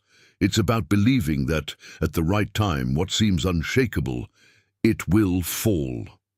And when that happens, it won't be by your strength. It will be because you have decided to go beyond logic and completely trust God's direction. And there's a way to win battles that most people just don't consider, because it makes no sense to human logic. When a problem arises, the natural reaction is to fight, to defend oneself, to try to solve it with one's own strength. But there is a spiritual level where victory does not come by effort, it comes by worship. Josaphat faced a scenario that seemed impossible to reverse. A mighty army was coming against him. The threat was real, the danger was imminent, and there were not enough resources to ensure a victory. Humanly, everything pointed to defeat. And at that moment, he could have gone into despair. He could have relied only on strategies. He could have tried to solve everything by force. But he did something different. He sought God. And in doing so, he was given a completely non-standard direction. God said that battle would not be won with weapons, because it did not belong to them. And that changes everything, because when a battle is not yours, your posture needs to change. Instead of preparing soldiers to fight, Jehoshaphat made a decision that seemed, to human eyes, completely illogical. He put worshippers at the head of the army, people who were not there to attack, but to worship. Now imagine this. In the face of an imminent confrontation, instead of war cries, chants begin. Instead of military strategy, praise begins. Instead of tension, worship begins. And it is exactly at this point that the supernatural manifests itself. When they began to sing and sing praises, the Lord laid ambushes against the enemies. 2 Chronicles 20:22. Notice the detail. It wasn't before, it wasn't after. That's when they started to love it. Worship paved the way. Worship activated something in the spirit world that they could not see. While they worshipped, God acted. While they recognized who God was, He took care of what they couldn't resolve. And when they got to the battlefield, the war had already been won. This reveals something profound to your life right now. There are battles that you won't win by fighting in the ordinary way. It's not about pushing harder, nor about trying to control everything. It's about recognizing when God is calling you to trust in a different way. Because worship is not just a religious act, it is a spiritual position. It is to declare, even in the midst of chaos, that God remains in control. It's choosing to trust, even when everything seems uncertain. It is aligning the heart with a truth greater than the situation. And when you do that, something starts moving. Environments change, loads become lighter, paths begin to open up in unexpected ways, because God responds to a heart that recognizes Him above all circumstances. And maybe what you're facing today won't be solved with effort alone, but with delivery, with a change of posture, with a decision to adore even without understanding everything. Because when you love, you leave the center, and God takes control. And when He takes over, victory is no longer a possibility, and it becomes a consequence. Few people will comprehend this level of truth, but if it's making sense to you, don't ignore it. Continue until the end, because what is yet to be revealed can completely transform the way you face the battles of your life. And there is a detail in the journey with God that often goes unnoticed. He doesn't just talk, He doesn't just direct, He doesn't just call, He also confirms. But this confirmation does not come to replace faith. It comes to strengthen those who have already decided to walk. The magicians lived this in a remarkable way. They didn't have all the answers. They didn't have a complete roadmap. They didn't have absolute clarity of every step, but they had something essential, were searching. And this sincere search set them in motion, even without understanding everything. And it was in this movement that the signal appeared. A star. Something out of the ordinary, something that couldn't be ignored, something that pointed in a specific direction. But notice, the star did not make the way for them. She did not transport them to their destination. She only indicated, and they decided to follow, day after day, step after step, guided by something that for many could seem just a detail. But for them it was direction, and this reveals an important principle. God manifests signs for those who are attentive and willing to walk, because those who don't move, he hardly notices. And maybe that explains why, at times, you feel that God is silent, when in fact he is already pointing. Small details, coincidences that seem not to be coincidences, unexpected encounters, doors that open or close in a precise way. Signs. But signs require sensitivity. The magicians could have ignored it. They could have doubted it. They could have stopped halfway. But they continued, and the further they went, the clearer the signal became, until the moment came. When they saw the star, they were filled with joy. Matthew 2:10. That sign not only showed the way, confirmed that they were on the right track, and that brings a different peace, because it is one thing to walk by faith. It is another to realize that God is confirming every step, not with complete answers, but with enough signs to continue. And maybe you're living just that right now. It doesn't have all the answers. He does not understand everything that is happening. But at times, he notices something. A subtle direction, a silent confirmation, a detail that makes you think, God is in this. And it is. But it is important to understand, the sign is no substitute for faith. He accompanies it. He confirms. It strengthens. But the step remains yours, because those who have been chosen to go beyond do not stand still waiting for absolute certainties. They walk, attentive, sensitive, recognizing that God speaks in ways that go beyond the obvious. And the more you learn to realize, the clearer the path becomes. And after so many signs, directions, and processes, there's a moment when everything seems to get out of control, when the scenario changes suddenly, when what was stable begins to shake, when a storm comes without warning and you find yourself in the middle of something you don't know how to face. And the most unsettling, that's when it seems that Jesus is silent. The disciples lived this intensely. They were in the boat, doing exactly what they were supposed to do, following the right path, accompanied by Jesus himself. Everything was as expected, until suddenly the wind began to blow strongly. The waves rose, the boat began to be shaken, and what was just a crossing turned into a scenario of fear. Maybe you've experienced something like this, when everything seemed to be going well, and suddenly something changes. An unexpected situation, a piece of news, a problem that arises and shakes your peace. And at that moment, the feeling is of loss of control. The disciples, even though they were with Jesus, went into despair. And this reveals something important. Being with God does not mean the absence of storms. It means that even in them, there is something bigger happening. While chaos settled outside, Jesus was asleep, and that bothered him because, for those who are inside the storm, God's silence can seem like absence. But in fact, it can be an invitation to see something that has not yet been understood. They wake Jesus up, overcome by fear, urgency, the feeling that everything was about to end, and then, in a single moment, everything changes. He got up, rebuked the wind, and said to the sea, "Be still, calm down." The wind quieted down, and there was complete calm. Mark 4:39. Notice this. Chaos could not resist the voice of Jesus. What seemed uncontrollable surrendered to his authority. And this reveals something that you may not have noticed yet. When you walk with God, You don't just get direction, you begin to develop spiritual authority.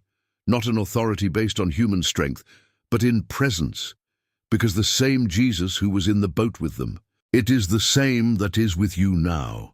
And when this awareness becomes real, the fear begins to lose strength. Not because the problems disappear immediately, but because you understand that you are not alone. That there is someone greater than any storm, greater than any situation, greater than any challenge. And that changes how you react. You stop being dominated by fear and begins to trust in presence, because peace does not come from the absence of problems. It comes from the certainty that God is in control, even when everything seems out of control.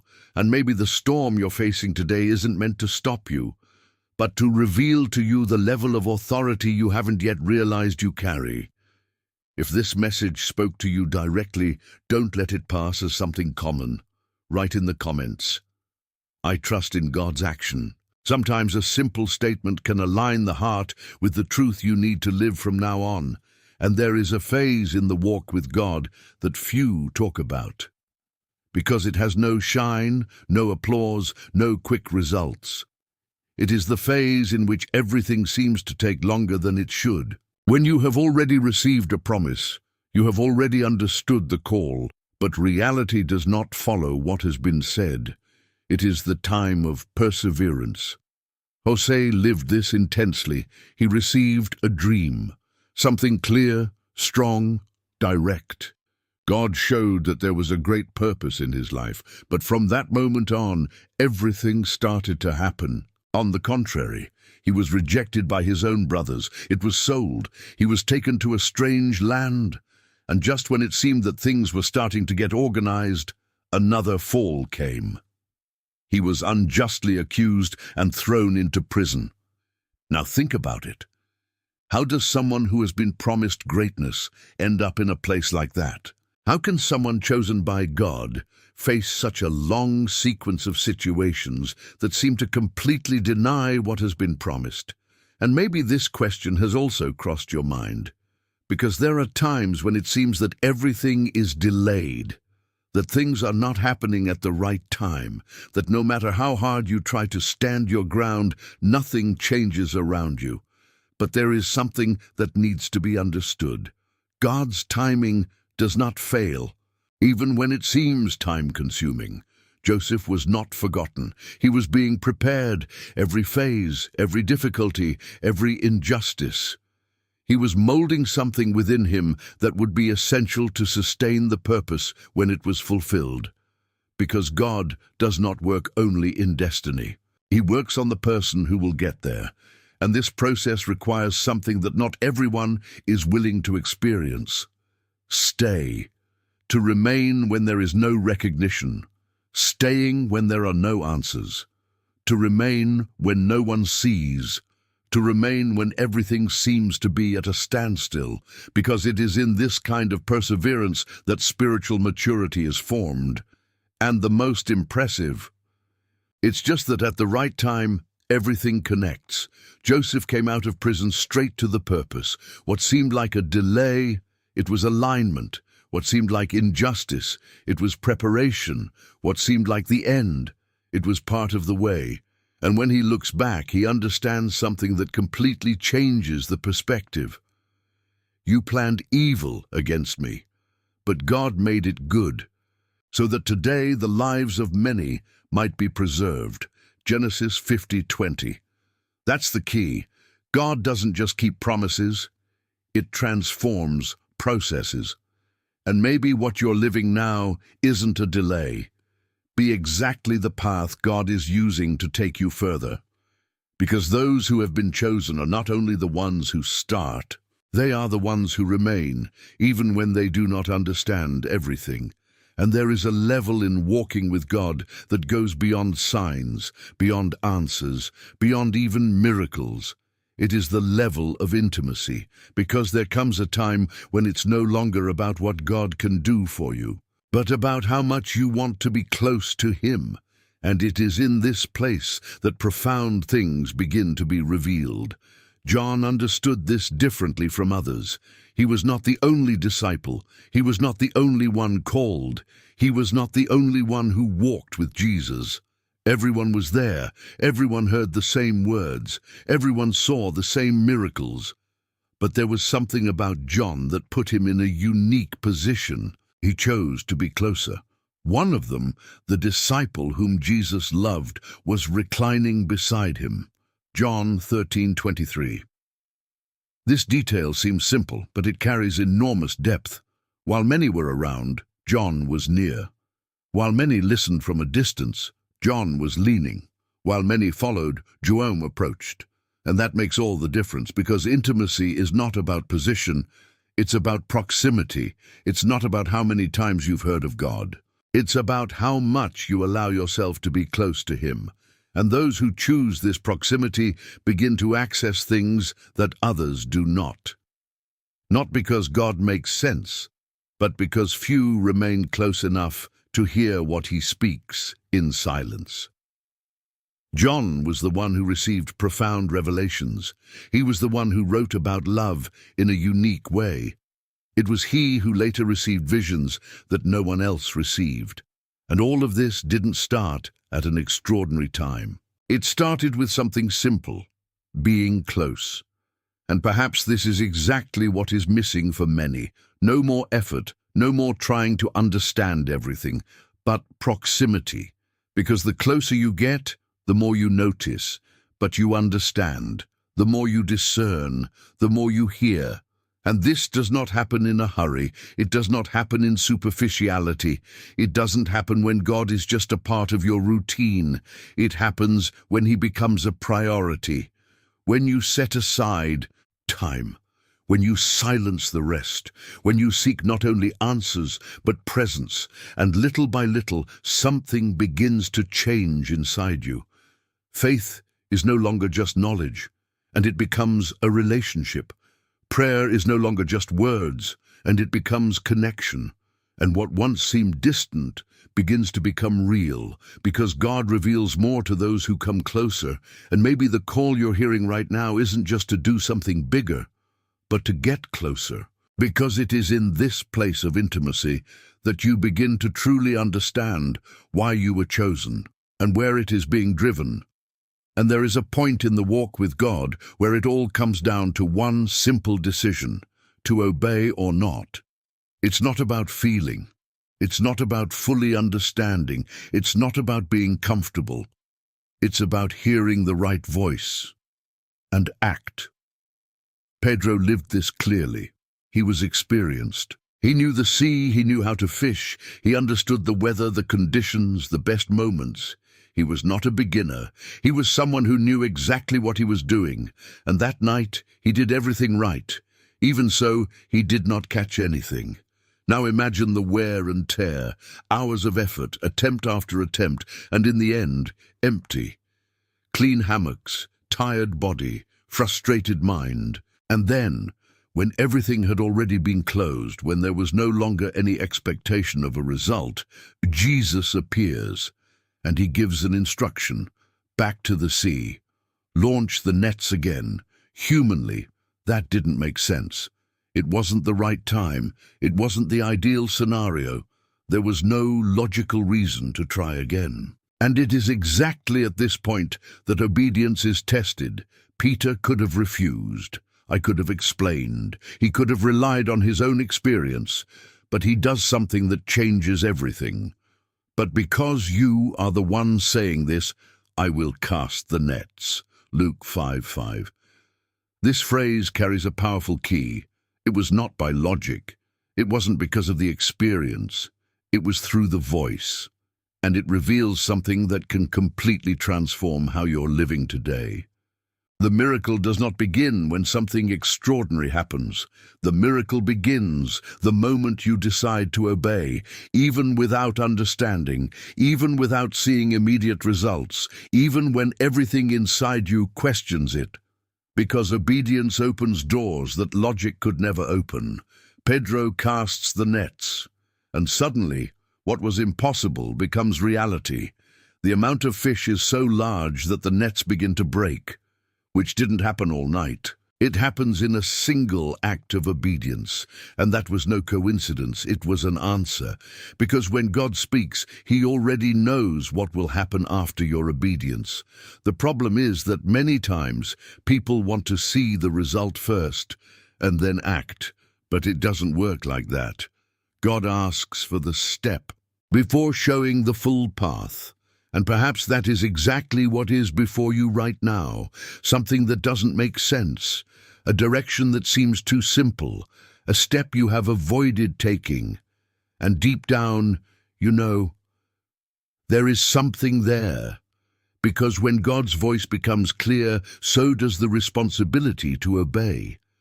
And it is in this type of decision that the supernatural begins to manifest itself. Not because you did something extraordinary, but because you trusted the one who spoke. And what comes after that? It could be much bigger than you think right now. In the next few moments, something even deeper will unfold. Something that may be exactly the sign you've been waiting for to understand what God is doing in your life. Stay, because it can completely change the way you see your next move. And there is a type of confrontation that doesn't just happen outside.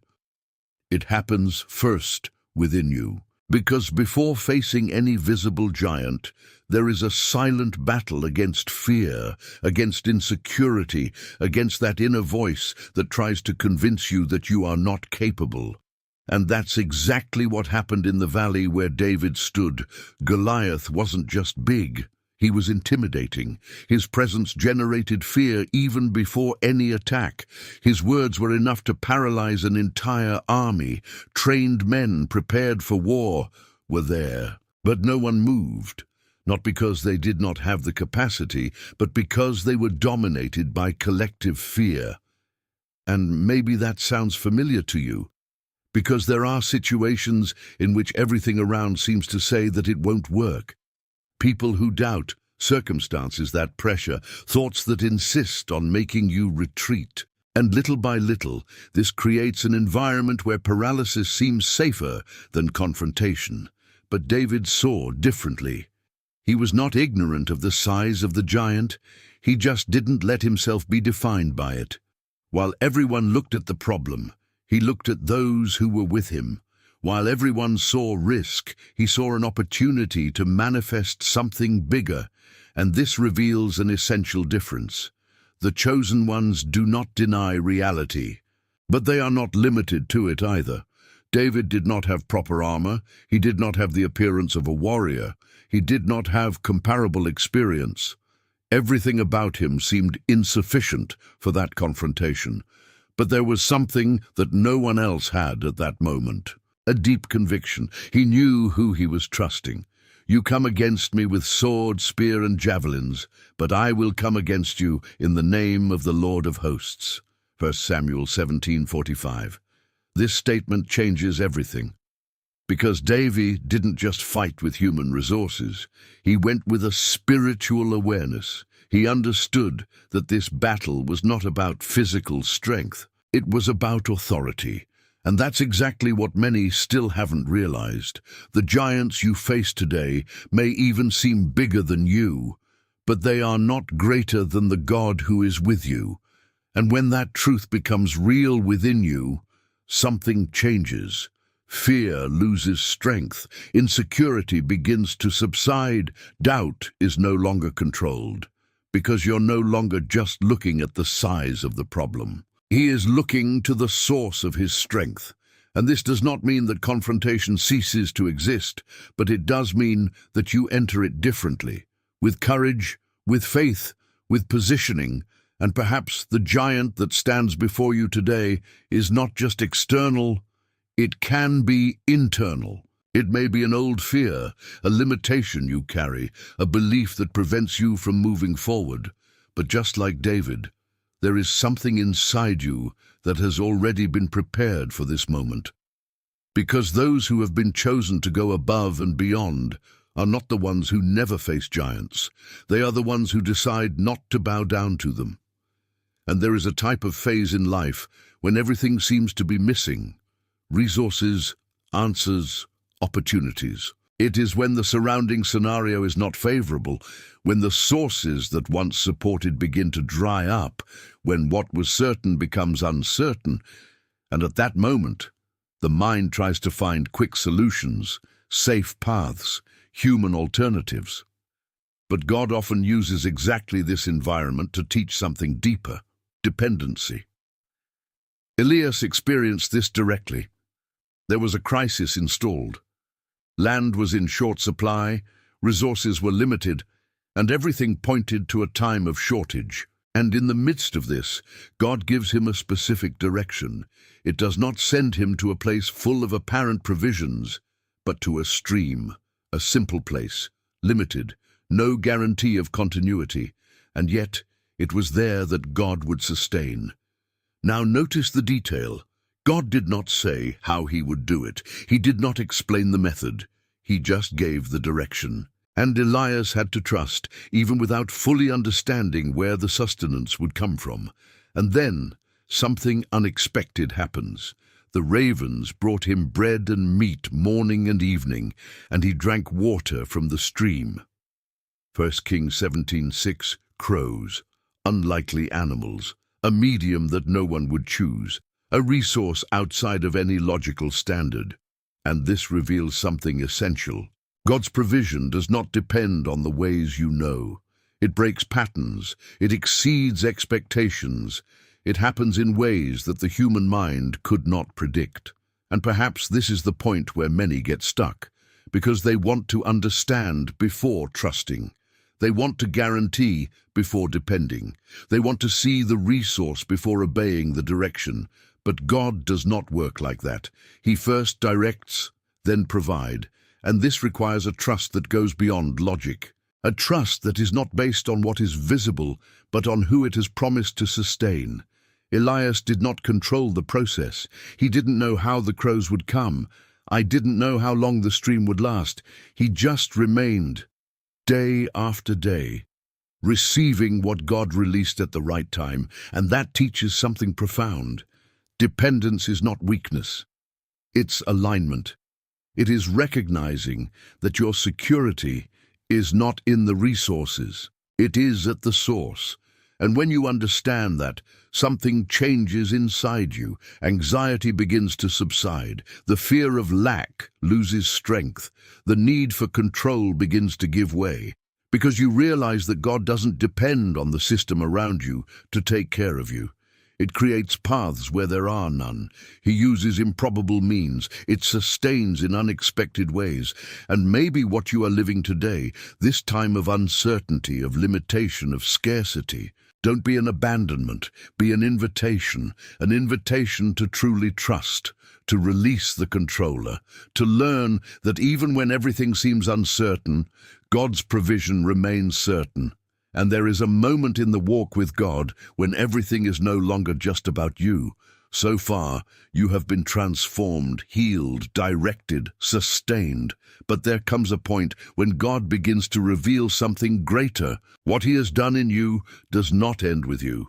It begins to expand, because the call was never just for personal change, it was for impact. The disciples lived this clearly.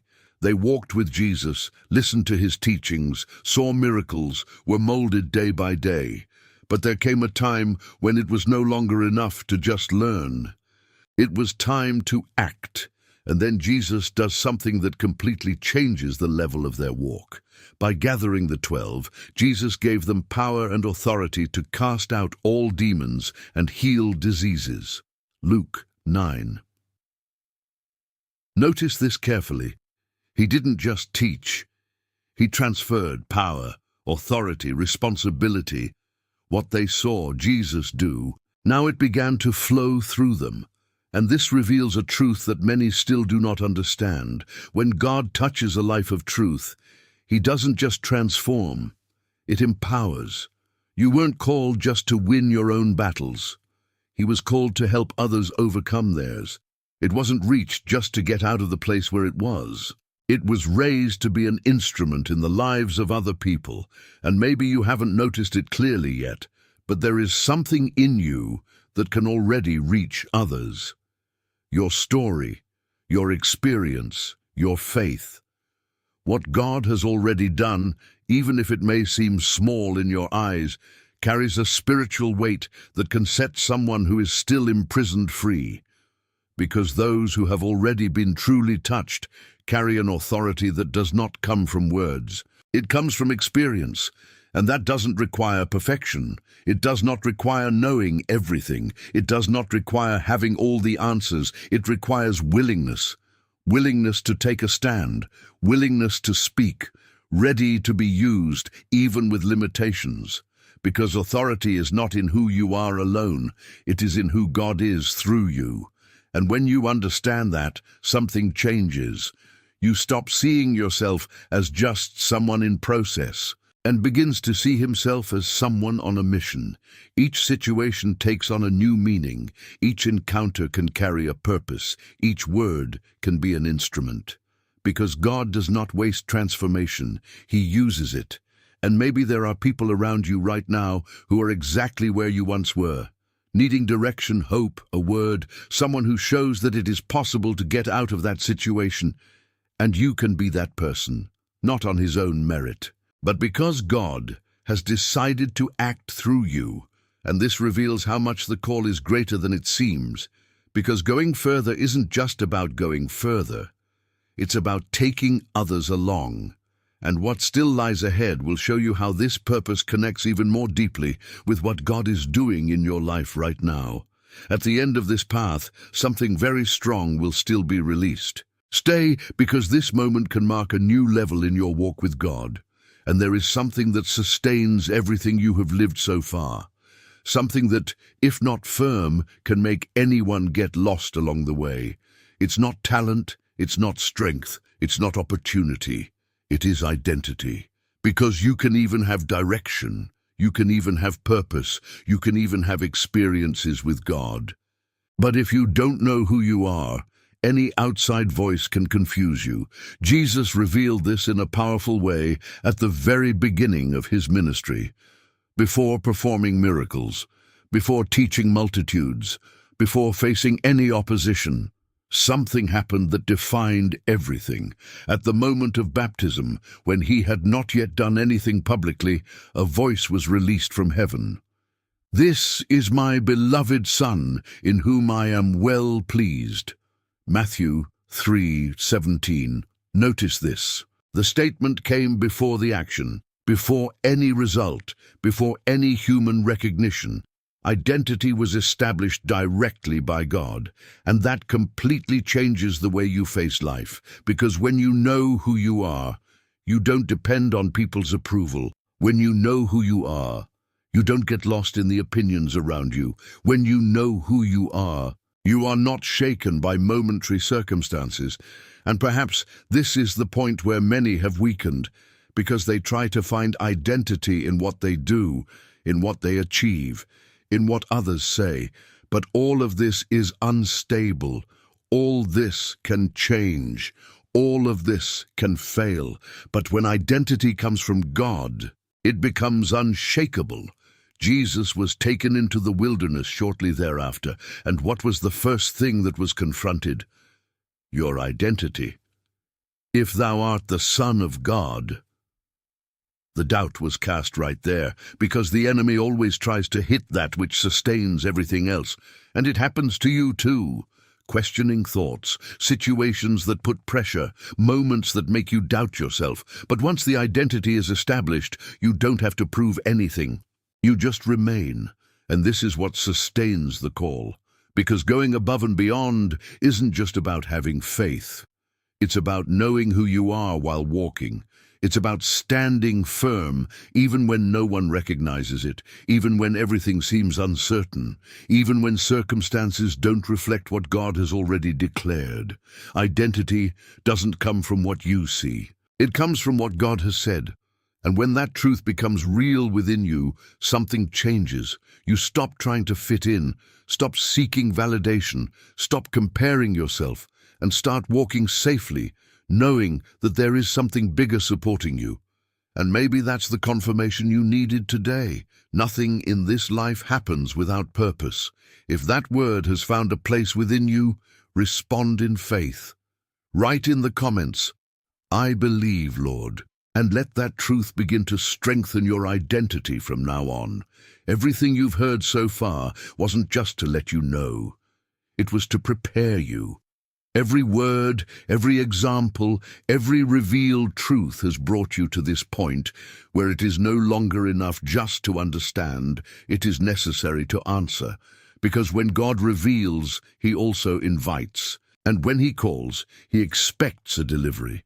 Your identity has been remembered, your purpose has been awakened, and now there is a silent invitation being extended to your heart. It's not about doing something external. It's about positioning yourself from the inside. It's about getting out of thought and into experience. It's about allowing everything that has been awakened to become real within you. You will seek me and find me when you seek me with all your heart. Jeremiah 29:13. That promise is not far away. It is for now. So, this is the time to open up, to silence everything around you and turn your heart completely to God, not with perfect words, but with sincerity, not with appearance, but with truth.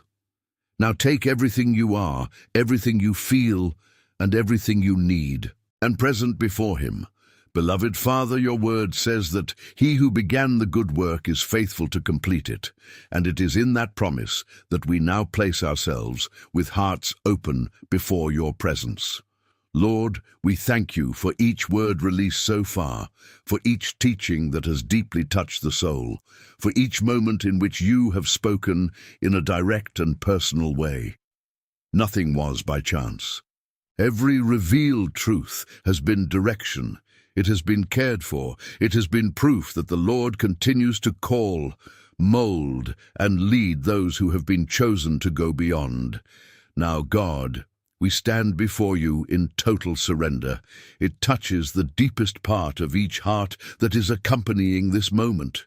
It pours strength where there is weariness, brings clarity where there is confusion, ignites faith where there was doubt. Give wisdom to make decisions, courage to obey even when it doesn't make sense, and discernment to recognize your voice above all others. May each person here be spiritually strengthened, renewed within, and aligned with your purpose. Sir, visit now every area that needs intervention. Those who are facing emotional struggles, brings healing. Those who are burdened, bring rest. Those who are experiencing scarcity, release provision. To those who face sickness, pour out thy healing. Those who have broken families, restore relationships. And for those who feel lost, it reveals direction. Nothing is beyond your reach. Nothing is impossible for you.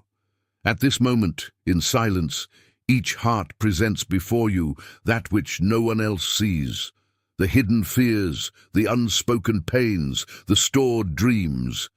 Receive, Lord, every sincere surrender.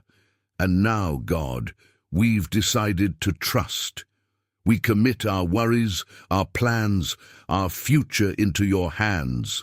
We relinquish control, make room for your will, and declare that we want to live exactly what you have prepared. Align our steps, strengthen our identity, and position us at the center of your purpose. Because we know that nothing we have experienced so far has been in vain. Everything was preparation. Everything was construction. It was all part of a larger plan that is being revealed at the right time. And so we rest in the certainty that the Lord is in control, guiding every detail. If this prayer expresses what is within you, leave it on record as a spiritual milestone. Write in the comments, Amen, and take hold of this truth. And may the peace of God, which passeth all understanding, guard your heart and mind. May you come out of this moment different from how you entered, with renewed faith, strengthened identity, and clear direction. Because God didn't choose you by chance. He is leading you to something greater, and what He has started, He will complete. In Jesus' name, Amen. After all that has been revealed, a truth needs to echo within you strongly. None of this was a coincidence. This message is for you. God chose you to hear this today because there is something greater being built in your life, even if you still can't see it clearly. Every teaching, every story, every principle showed that God does not choose the most prepared. He prepares the chosen ones, and that includes you. In the midst of your doubts, your struggles, your silent processes, there is a purpose being formed. The question that remains now is not whether God has a plan, but if you are willing to trust this plan even without understanding everything. Are you ready to take the next step, even if it requires faith? And I want to tell you something very sincerely. It's very special to have you here. There's a connection being created, a journey being built, and you're a part of it. So if this message spoke to you, don't leave without taking a stand. Leave your like, subscribe to the channel, and activate the bell to continue receiving these words that strengthen faith. And more than that, I want to hear from you. Comment below where you are watching, and if you feel in your heart, share a little of what you are experiencing. Your story matters, and when you write, you don't just express yourself, you also make room for a chain of faith to form, where lives are touched and prayers are raised. And pay attention to that. This journey does not end here. In fact, this is just the beginning. In the next video, something even deeper will be revealed about how to practically live this calling, and how to stand firm even when everything tries to make you stop. There is a next level, a new dimension of understanding and experience that can completely transform the way you walk with God. Don't ignore it. Keep going. Allow God to continue speaking to your heart. Take the next step on this journey by watching the next video that will appear here on the screen. In it, we will continue to learn how to live in God's presence and experience the fullness of His plans. Don't stop here, because God still has much more to speak to you. Always remember, God is greater than any attack. Trust Him, and He will do infinitely more than you can imagine. May God bless your life, and I'll wait for you in the next video.